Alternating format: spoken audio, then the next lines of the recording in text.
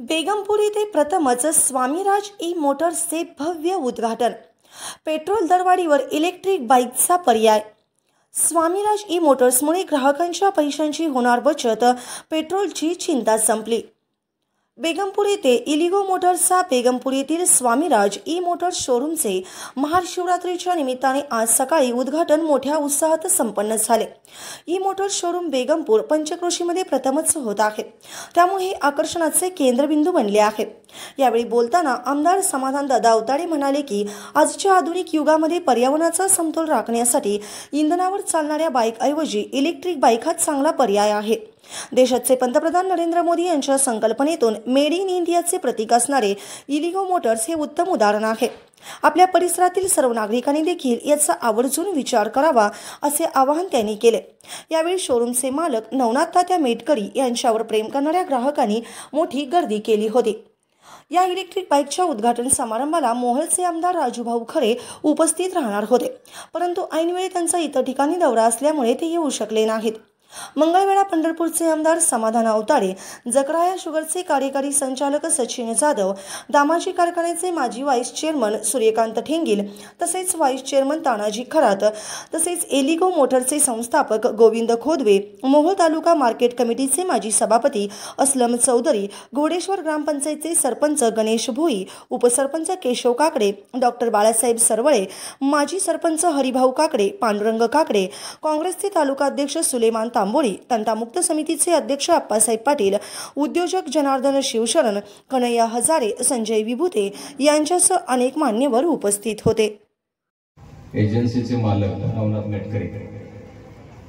नवनाथ मेटकरी आणि मी, आम्ही दोघं एकमेकांचे खूप जुने मित्र आहोत। म्हणजे मी ऍक्च्युली नवनाथ मेटकरी माझ्यापेक्षा 2 वर्षांनी मोठे आहेत। मी ज्यावेळी 10वीला होतो त्यावेळी ते 12वीला होते। आम्ही इंग्लिश स्कूलला असताना आमदार साहेब माझ्या पुढे 1 वर्ष आणि त्यांच्या पुढे 1 वर्ष मेटकरी, असा आमचा त्यावेळेस पासूनचा एकमेकांशी मित्र परिवार घरोबा आहे। आमदार साहेबांनी जी काय भरारी घेतली आहे त्या भरारीचे आम्ही सर्वजण साक्षीदार आहोत। नवनाथ मेटकरी हे खूप त्यांचे वडील गरीब कुटुंबातून आलेले आहेत। त्यांचे चुलते इंजिनियर होते, परंतु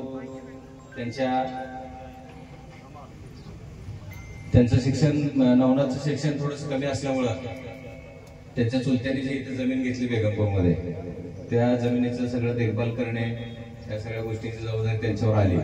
त्यातनं त्यांनी कष्ट करत बरेचसे उद्योग केले आणि आज इथपर्यंत ते आलेले आहेत। तर त्यांचा जो काही एक उद्योगी बाणा आहे आणि एक सातत्य आहे, आज मला वाटतं साधारण 20 वर्ष झाले असतील ते बेगमपूरमध्ये येऊन। 20 वर्षामध्ये त्यांनी बरेचसं एस्टॅब्लिशमेंट केलेले आहे, बरेचसे उद्योग पण केले। काही उद्योग अडचणीचे झाले, काही तगून गेले, कारण कुठलाही उद्योग करताना अडचणी तर असतातच आपल्या सर्वांना। आणि त्यांच्याकडून शिकण्यासारखं असं आहे की आपण एखाद्या दुसऱ्या गावात जाऊन सुद्धा कसं चांगल्या पद्धतीने व्यवसाय करू शकतो आणि प्रामाणिकपणा असेल तर ते गाव सुद्धा तुम्हाला मदत करतं।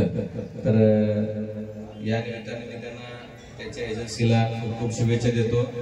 या कार्यक्रमाच्या निमित्तानं या कंपनीचे मालक खुद्द गोविंद खोदवे सर आलेले आहेत, त्यांचाही बेगमपूर आपल्या ग्रामस्थांच्या वतीने त्यांचं स्वागत करतो। इथं खूप खूप त्यांची कंपनी, त्यांची गाडी खूप चांगल्या पद्धतीने चालावी आणि इथल्या सर्व आमच्या ग्राहकांना त्याचा उत्तम सेवा लाभ मिळावा ही मी खोदवे सरांना आवर्जून इथं सांगू इच्छितो की त्या गाडीच्या घेतल्यानंतर त्याच्या काय अडचणी आल्या तर ते त्याने सोडवून लोकांना त्याची सर्व्हिस द्यावी। कारण इलेक्ट्रिक व्हेकल हा विषय थोडासा नवीन आहे अजून सगळ्यांच्या दृष्टीनं, त्यातले बरेचसे विषय अजून टेक्निकली प्रूव्ह व्हायचे आहेत।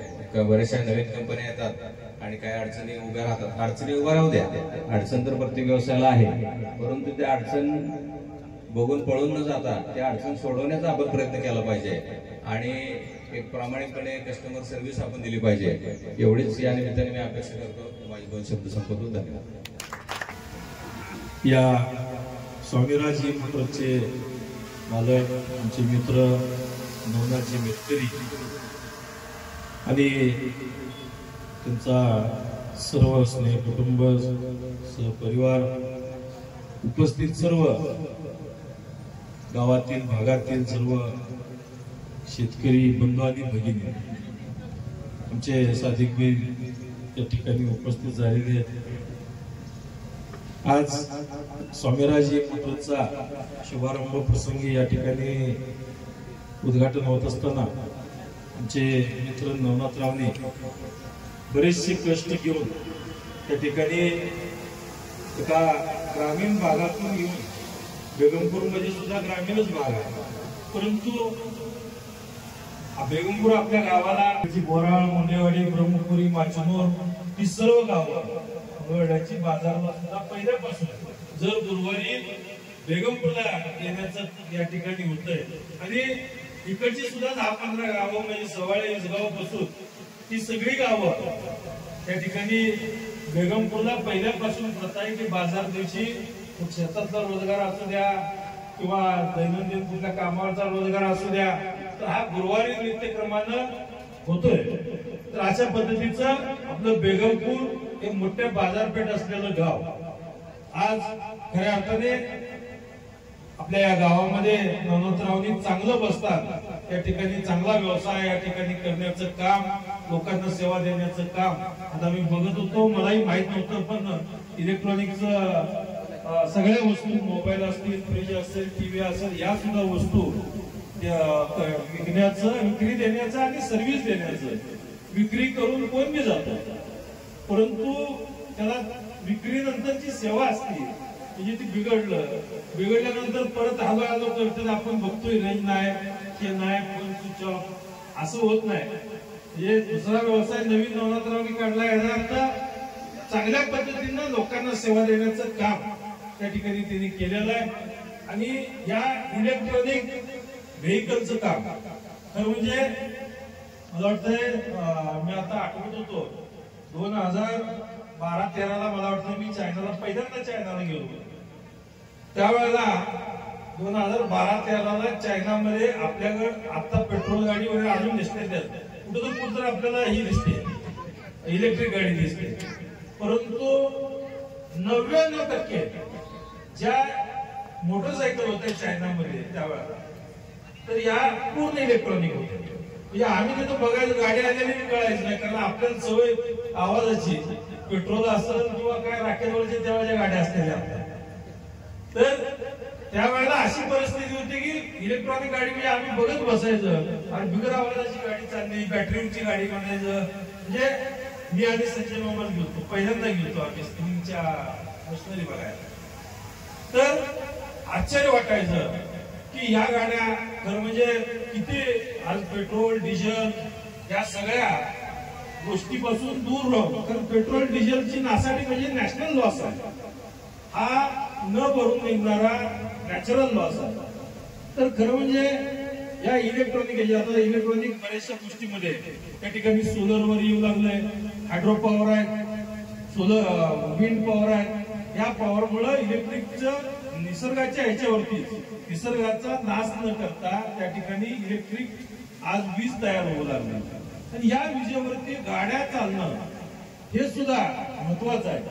मी याच्या अगोदर हे पण बघितलं, मायनिंग मध्ये जर्मनीला मी ज्यावेळेला गेलो होतो त्यावेळेला मायनिंग मधल्या मशिनरी इलेक्ट्रॉनिकवर त्या इलेक्ट्रिक मशिनरी पोकलॅन म्हणजे आपल्याकडे येते छोटं पोकलॅन नाही, त्यांच्याकडचं पोकलॅन म्हणजे आपल्याकडचं जो टिपर आहे हे 3 टिपर भरावं लागते तेवढं बकेट आहे, ती पोकलॅनची साईज केवढं असेल ती खूप मोठं मायनिंगला पोकलॅन वापरते, तर ते पोकलॅन सुद्धा इलेक्ट्रिक वर होतं त्यावेळेला। मला वाटतंय हे सुद्धा साधारणतः नाही त्याच्या 15-16 अगोदर असेल, 11-12च्या दरम्यान काय तर जेव्हा दर 4 वर्षाला जर्मनीला जगातलं एक्झिबिशन होतं तर त्याच्यावरती त्या मायनिंग मध्ये पोकलॅन चालतो। मी म्हटलं मायनिंग म्हणजे कुठलं आहे,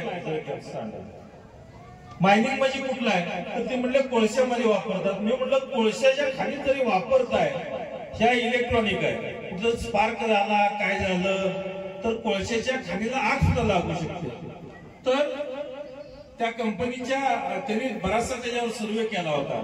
मग त्यांनी सांगायला लागले की त्याच्यावरची फायरच्या सिस्टम कशा कशा आहेत, त्या कुठं शॉर्ट सर्किट झालं, कुठं वायरा कुठून जाते, त्या वायराचं कुठं शॉर्ट सर्किट होऊ शकतं, बस्ट झाली, स्पार्क झाला तर त्या ठिकाणी automatic fire system, fire preventive system कशी ऍक्टिव्हेट होते की त्या पोकल्यांवर दाखवत होते. म्हणजे पोकल्यांवर एखादा माणूस वर चढला तर असा बारीक माणूस दिसायचा, एवढं उंच ती पोकलं नव्हतं. त्याला लागणारे टिप्पर जर बघितले तर माझ्या मते एवढं टायर होतं त्या टिप्परचं. आता मंडपाची साईज आहे ना, एवढं टायर ती होते, अशी 4 टायर होत्या, मागे त्याला ती बकेट होती. त्या सुद्धा गाड्या त्यावेळेला इलेक्ट्रॉनिक होत्या. खरं म्हणजे जगामध्ये आम्हाला त्यावेळेला असा प्रश्न पडायचा की जग एवढ्या पुढे चाललंय की इलेक्ट्रॉनिक ह्याच्यावरती आज एवढे मोठे पोकल्या, एवढे मोठे टिप्पर, एवढ्या मोठ्या गाड्या होऊ लागल्यात, इलेक्ट्रॉनिक गाड्या होऊ लागल्यात. तर आपण 10-11ला हा प्रश्न आमच्या डोक्यात कायम असा हे व्हायचा की भारत आपला एवढा पुढे कधी जायचा आणि कधी या सगळ्या गोष्टीवरती मात करून या निसर्गाची नाश थांबवून. कारण पेट्रोल डिझेल आपण खर्च करतोय म्हणजे निसर्गाच्या असलेलं खनिज हे संपवण्याचं काम करतोय आपण. परंतु या सगळ्या गोष्टीमध्ये आज जर आपण बघितलं तर त्यावेळेला खूप मोठा आमच्या सुद्धा पुढे प्रश्न असायचा. मी आता नाव नाही सांगत, एका मोठ्या व्यक्तीला मी आमदार झाल्या त्या ठिकाणी मी गेलो होतो. मी त्यांना विचारलं, पहिलं अधिवेशन झाल्यानंतर मी गेलो. मी म्हणलं अधिवेशनामध्ये सगळं आता चालू म्हटलं जायचं, रस्ता नाही, कुठे भ्रष्टाचार केलाय, तिथला बांध फुटलाय, पाणी कमी आहे, शेती याची असं झालं, बाबा याला ही कमी पडायला लागलं, त्याला ती कमी पडायला लागलं, हे याच गोष्टीवर आहे. परंतु भविष्यामध्ये आपल्याला विजेचा तुटवडा आज होतोय. आज आपण जवळजवळ 4-6 तास लोड शेडिंग घेतोय. ह्याचं कारण काय? याचं कारण त्याच्यावरती आपण काम केलं नाही. बऱ्याचशा देशामध्ये hydro power, wind power, solar या सगळ्या गोष्टी त्यांनी अवलंबल्या होत्या. परंतु गेल्या कित्येक वर्षांमध्ये आपल्या देशानं या गोष्टी अवलंबल्या नव्हत्या. त्यामुळं देशात विजेचा तुटवडा होता आणि वीज सगळीकडे पुरत नव्हती. म्हणून या ठिकाणी आपल्याला लोड शेडिंग करण्याशिवाय पर्याय नव्हता. म्हणजे ज्याला 12 तास लागायचे त्याला 8 तास द्यायचं, ज्याला 8 तास लागते त्याला 4 तास द्यायचं, ज्याला 4 तास लागते त्याला 2 तास द्यायचं, ज्याला 2 तास लागते त्याला लाईटच नाही. म्हणजे जवळजवळ 20,000 गावं या भारत देशामध्ये अशी होती की जिथपर्यंत त्या गावाला लाईटच नव्हतं. अशी 20,000 गावं जी डोंगर दऱ्यात किंवा कुठं आता आपल्याकडे सुद्धा आहेत. आपण जर तापोळ्याच्या पलीकडे कुठलं गाव ते अजून लाईट नाही तिथे, कारण तिकडून जायचं म्हणलं तर तुम्हाला बोडीनच जावं लागतं. आता ब्रिज काहीतरी व्हायला लागलाय. म्हणजे आपल्या जवळची गाव आहेत आपल्याला माहित नाही. तर अशा गोष्टींमध्ये त्या ठिकाणी काम करणं खूप गरजेचं होतं. म्हणून त्या ठिकाणी मला खरं म्हणजे अतिशय आनंद होतोय की येल्लो गाडी ही भारतीय बनावटीची गाडी आणि भारतीय बनावटीची गाडी ही भारतामध्ये विकली जाते. याचा मला खूप मोठा आनंद आहे. मी आपल्या ह्यांना खोदरे सरांना मी मनापासून त्यांचा आभार आणि अभिनंदनही करतो की तुम्ही मोदीजींच्या नेतृत्वाखाली मेक इन इंडिया या प्रोजेक्ट मध्ये भाग घेऊन आज या ठिकाणी तुम्ही या येल्लो गाडीचं या ठिकाणी पदार्पण केलं आणि भारतामध्ये लॉन्च केली. अतिशय आनंद होतोय की मेक इन इंडिया मध्ये मोदीजींनी खरं म्हणजे मी जेवढे तुम्हाला आता प्रश्न सांगितले, आज विजेचा प्रश्न या ठिकाणी लोड शेडिंग कमी व्हायला लागला. मला सांगा तालुका लेवलच्या गावामध्ये सुद्धा 4-4 तास लोड शेडिंग होतं, या 10 वर्षांमध्ये कमी व्हायला लागलंय. ग्रामीण भागातलं सुद्धा लोड शेडिंग कमी व्हायला लागलंय. या सगळ्या गोष्टींमध्ये की आपण आपलं जी पॉवर आहे, जी विजेची हायड्रो असेल किंवा विंड असेल, सोलर असेल, या पॉवर वाढवण्याचं सांगाल काय वैशिष्ट्य आहेत या मोटरचे आणि एकंदरीत तुम्ही काय सांगाल? यस, ही मोटरची इलेक्ट्रिक व्हेकल आहे. याच्यामध्ये ही इलेक्ट्रिक बॅटरीवरती चालते. याच्यामध्ये एकदा चार्ज केली तर ती 70 किलोमीटर जाते लीड ॲसिड बॅटरीमध्ये. ज्याला 6 ते 7 तास चार्जिंग करायला लागतं. आणि दुसरी जी लिथियमचा प्रकार आहे ती 3 तासामध्ये फुल चार्ज होते आणि ते 80 ते 100 किलोमीटरपर्यंत जाते. किती किंमत आहे प्रत्येकांची? ही 40,000पासून पुढे प्राईस आहे. याच्यामध्ये अगदी खिशाला परवडेल अशी इलेक्ट्रिक गाडी आहे. बरं, मग ही गाडी घेत असताना काय हप्त्यावर वगैरे अशी काय सोय आहे का? नाही, याच्यामध्ये तुम्हाला लोन सुविधा अवेलेबल आहे. याच्यामध्ये अगदी तुम्ही 500 रुपये डाऊन पेमेंट भरून सुद्धा ही गाडी परचेस करू शकता. खेडेगावात कच्चे रस्ते असतात त्याला? अगदी रानात किंवा शेतामध्ये जायला किती खराब रस्ता असेल तर ही गाडी आरामात अगदी चालू शकते. 200 किलोचं वजन घेऊन ते आरामदायी प्रवास करू शकते. मेंटेनन्स वगैरे जर काय खराब वगैरे झालं तर कंपनीचं इथं सर्व्हिसचा माणूस असेल तो तुम्हाला पूर्णतः गाडीची सर्व्हिसिंग या गावामध्ये, या शोरूममध्ये असेल तो.